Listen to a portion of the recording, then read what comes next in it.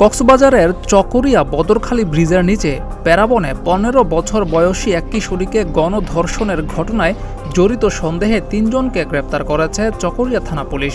সোমবার সকাল ১০টা থেকে মঙ্গলবার সকাল ৮টা পর্যন্ত ২২ ঘণ্টা অভিযান পরিচালনা করে এসব আসামিকে গ্রেপ্তার করা হয়।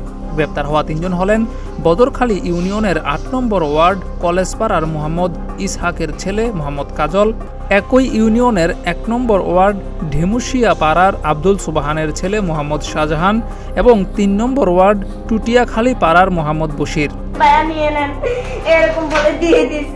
জানা যায়, গত রবিবার ওই কিশোরী রাতে বাঁশখালী বোনের বাড়ি থেকে মহেশখালী নিজ বাড়িতে যাচ্ছিল। রাত ১০টার দিকে বদরখালী ব্রিজ থেকে মহেশখালীগামী সিএনজি অটোরিকশায় ওঠে।